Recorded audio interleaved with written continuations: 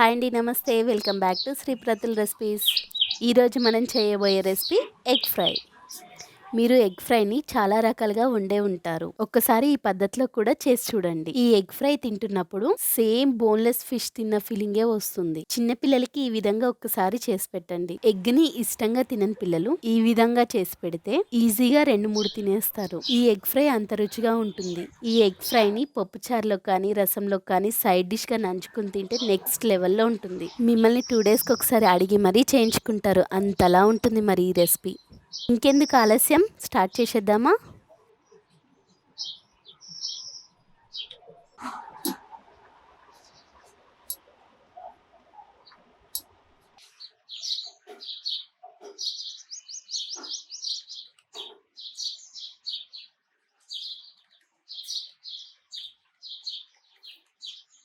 First stove on చేసుకుని fry pan పెట్టుకుంటున్నాను.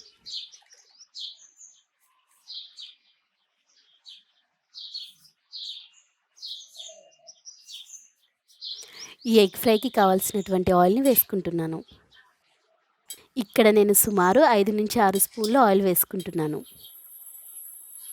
Oil ఎక్కువైద్ది అనుకుంటే మీకు సరిపడా ఆయిల్ వేసుకుని చేసుకోవచ్చు.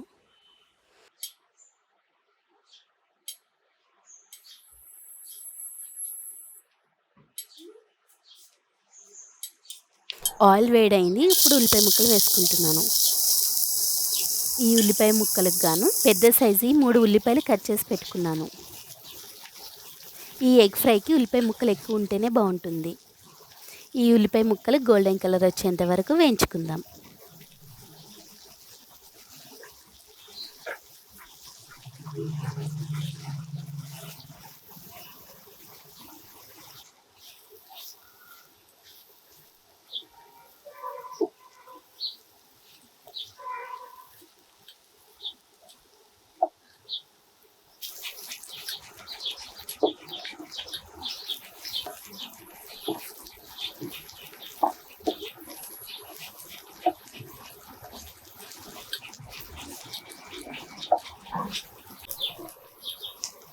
ఉల్లిపాయలు వేగిన తర్వాత చిటికెడు పసుపు కూడా వేసుకున్నాను.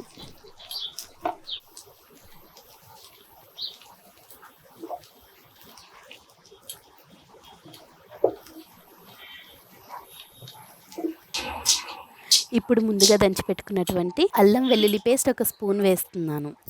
ఈ అల్లం వెల్లుల్లి పేస్ట్ పచ్చివాసన పోయేంత వరకు వేయించుకుందాం. ఈ అల్లం వెల్లుల్లి పేస్ట్ వేయించుకునేటప్పుడు మంట సిమ్లో పెట్టుకోవాలి. ఎందుకంటే అల్లం వెల్లుల్లి పేస్ట్ అడుగంటుతుంది కాబట్టి.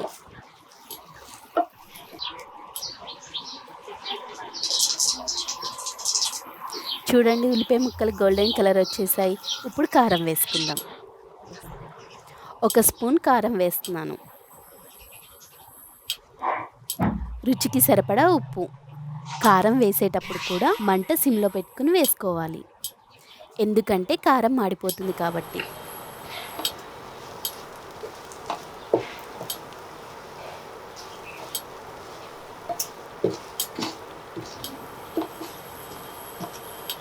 ఒక నిమిషం ఇలా వేయించుకోగానే ముందుగా చేసి పెట్టినటువంటి టమాటా పేస్ట్ని వేస్తున్నాను. ఈ టమాటా పేస్ట్కి గాను మీడియం సైజు 3 టమాటాలని తీసుకుని గ్రైండ్ చేసి పెట్టుకున్నాను. ఇప్పుడు ఫ్లేమ్ మీడియంలో పెట్టుకుని ఈ టమాటా పేస్ట్లోంచి ఆయిల్ వచ్చేంత వరకు వేయించుకుందాం.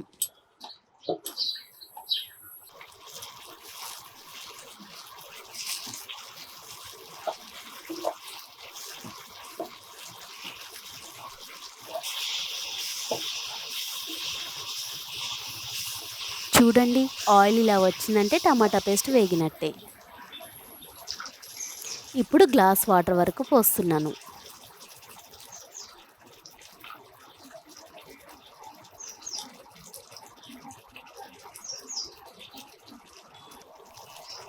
ఈ వాటర్ 90% డ్రై అయ్యేంత వరకు ఉడకనిద్దాం.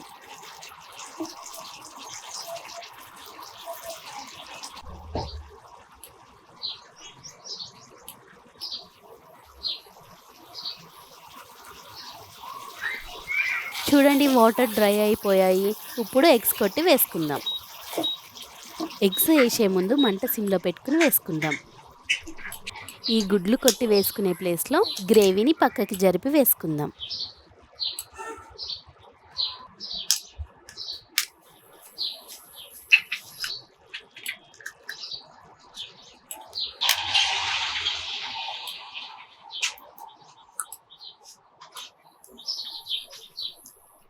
వేసినటువంటి గుడ్ల పైన చిటికెడు చిటికెడు ఉప్పు వేస్తున్నాను.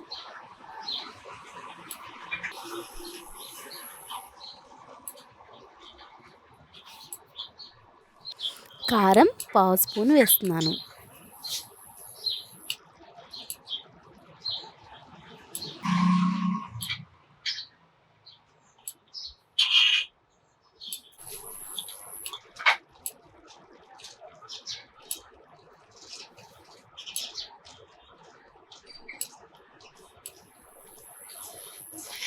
ఒక బౌల్లో 3 ఎగ్స్ పోసి సరిపడా ఉప్పు కారం వేసి కలుపుకున్నటువంటి దాన్ని ఇక్కడ వేస్తున్నాను.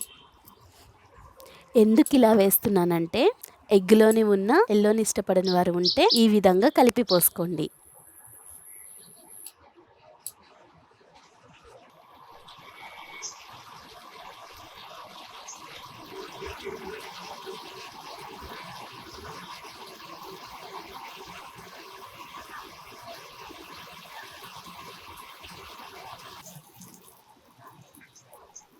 ఇదే విధంగా మిగిలి ఉన్నటువంటి దాన్ని వేస్తున్నాను. ఉడికినటువంటి ఎగ్స్ని రెండో వైపు నెమ్మదిగా తిప్పి వేసుకుందాం.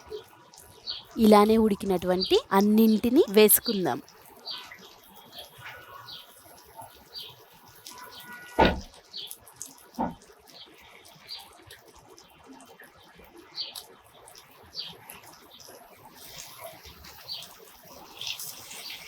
ఇప్పుడు దీంట్లో వేసే గరం మసాలా కోసం లవంగాలు, దాల్చిన చెక్క, మిరియాలు, ఇలాచి మెత్తగా చేసి పెట్టుకున్నటువంటి పావు స్పూన్ గరం మసాలాని వేస్తున్నాను. చిటికెడు కసూరి మెంతి, అలానే వేయించి చేసి పెట్టుకున్నటువంటి చిటికెడు జీరా పౌడర్, ఒక 2 రెమ్మల కరివేపాకు, కొద్దిగంత కొత్తిమీర,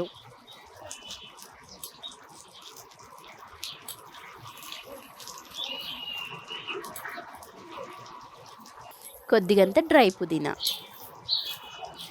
డ్రై పుదీనా లేని వారు స్కిప్ చేయొచ్చు. 4 పచ్చిమిరపకాయల్ని నిలువుగా చీరి మధ్యలో కట్ చేసి వేస్తున్నాను.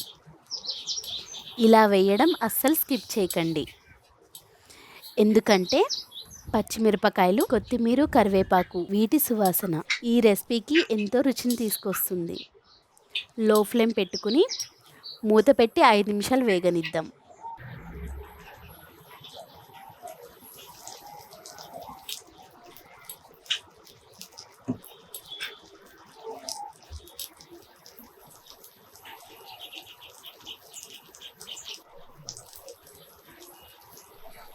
ఇప్పుడు ఈ ఫ్రై మొత్తాన్ని రెండో వైపు తిప్పి వేసుకుందాం.